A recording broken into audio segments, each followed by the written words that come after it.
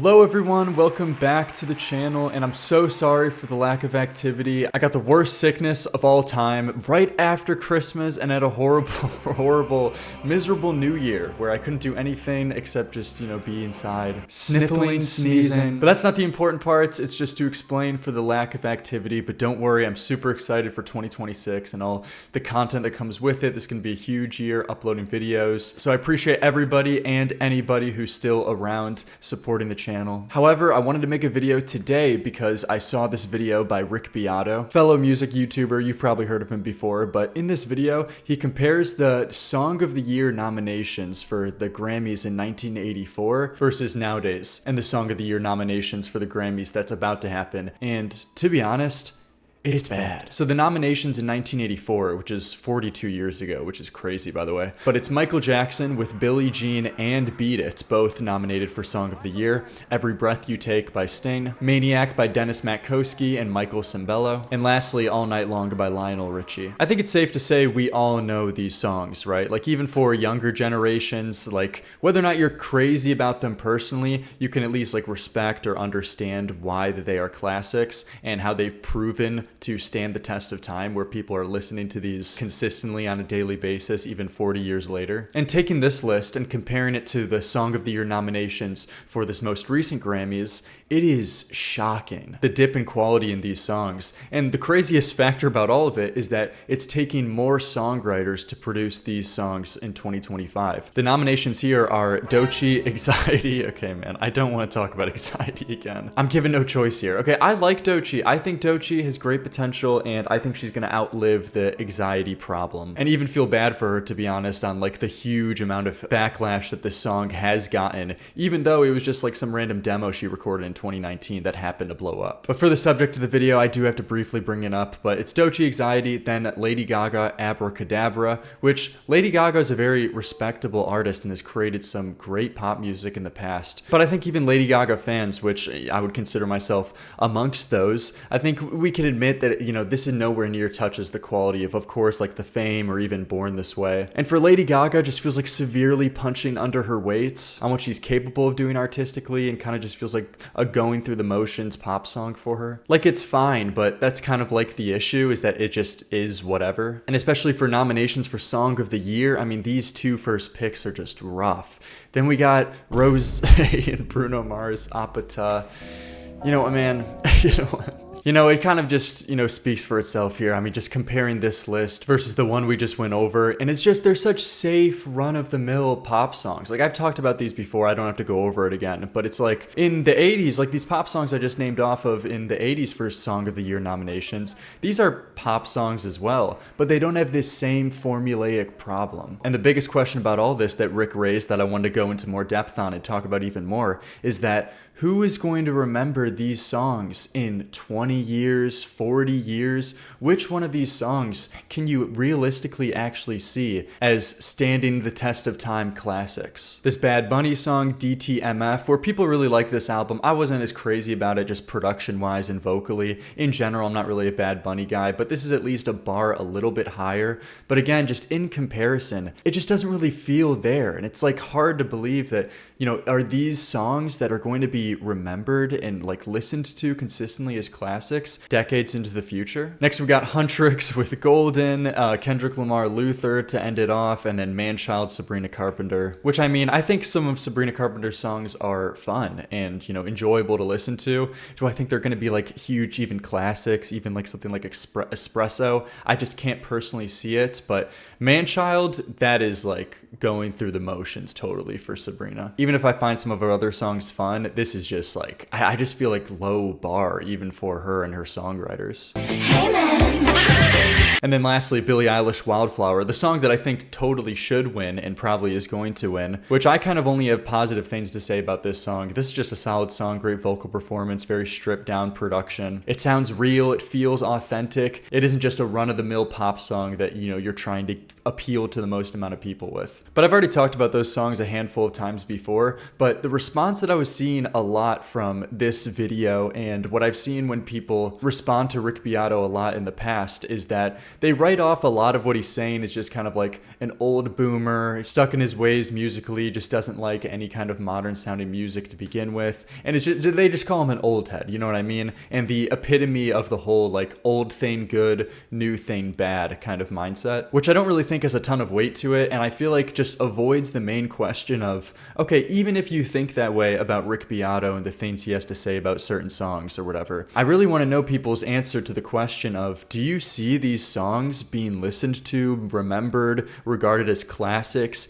in 40 years time, 20, 10, even like 5 years time? Like, again, you know, I'm not trying to bash on Dochi Anxiety. You know, you could use a number of these songs from this list, but it's like, are people going to be remembering Anxiety in 5 years time even? Are these songs that could be remotely even compared to classics from the 1984 Grammys? Like, I genuinely don't know, because they are the biggest songs in the world. And, you know, despite, I feel like the industry promoting a lot of this four chords repetitive nature to the industry by just making the same song after same song, and so many artists running their career more like a business as opposed to their actual artistic expression. I mean, no matter if that's true or not, it's still the market who buys this. It's still the market who dictates all of this in the first place. And the industry is only responding to what people are buying. And no matter how much certain people think it's a huge dip in quality taking a look at this list versus the previous one, these are the songs that are being streamed by people. This is not just like a small demographic, like you say, like only like TikTok kids like stream Apata or whatever, or like a younger crowd or demographic.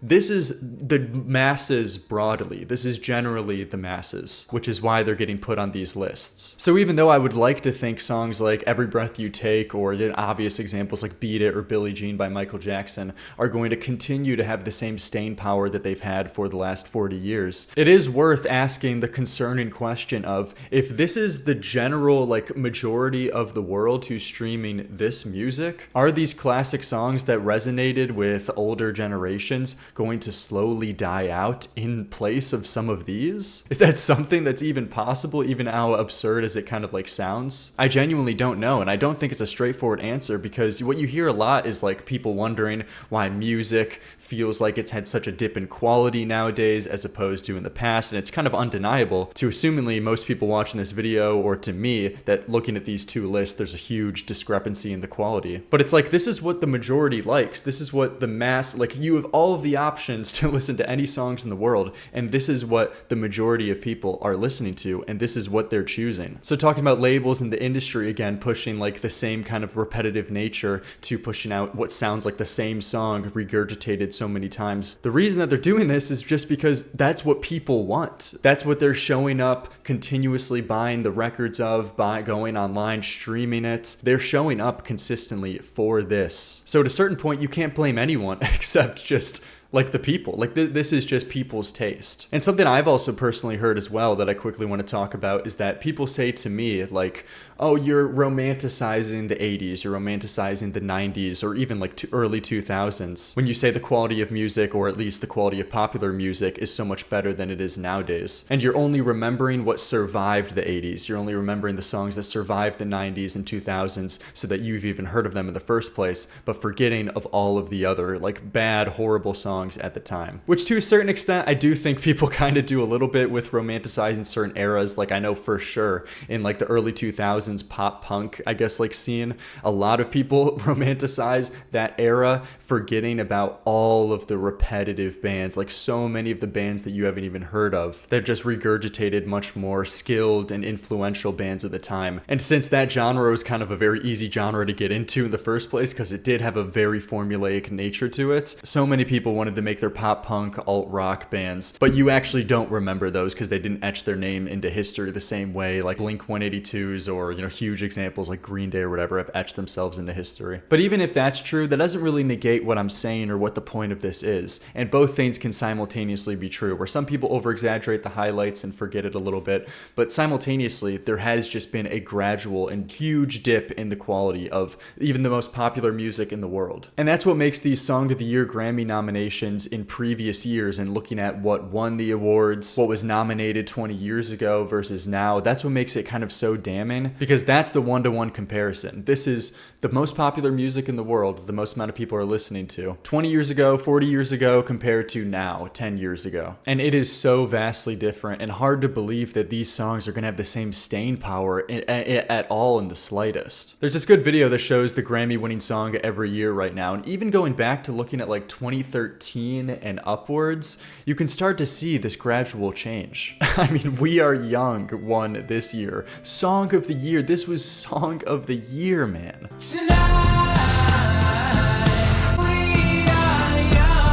Which I don't know if I just have a personal bias against, but I can't stand this song. But despite my personal bias, it's just still an obvious dip in quality. And is this something we're going to be listening to 20 years, 30 years in time? 2014 was Royals by Lorde on Pure Heroin. Like, it's just, just even if you like these songs, it's not comparable. 2015, Stay With Me, Sam Smith, like a fine song, but again, I feel like just fine modern songs are winning. Thinking Out Loud 2016, Ed Sheeran. Now, I don't even know what to make of this because people use this as their wedding song. Like, I've seen this be used for weddings before. So it's like, is this a song? That's why I'm saying the question isn't so obvious of like, is this going to be a song that people are going to listen to in 30 years time and feel like nostalgic about, feel great about, like the similar way of like Every Breath You Take? I don't know, man. 2017, Hello, Adele, That's What I Like. 2018, This Is America, Childish Gambino. 2019,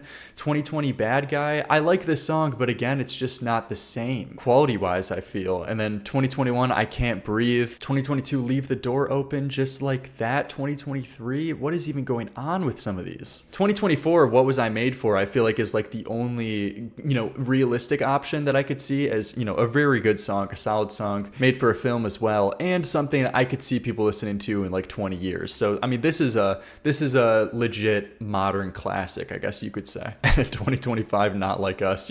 People will remember it for the beef between them regardless, so, but still, there's a huge difference. But overall, I did want to overall talk about this, get people's thoughts and opinions, and in general know if they think the same way about this. Do you see these songs lasting? What are your modern popular songs that are classics that you think people are going to be listening to in 20 years? And is it any of the ones named here? But yeah, that's going to be it for this video. Thanks everybody for watching. Many more videos coming in 2026. I'm so sorry for the breaks, but I appreciate everybody still sticking around with this channel. And don't worry, the consistency is just going to show. But I appreciate everybody. Thank you all so much. And I'll see you all next video.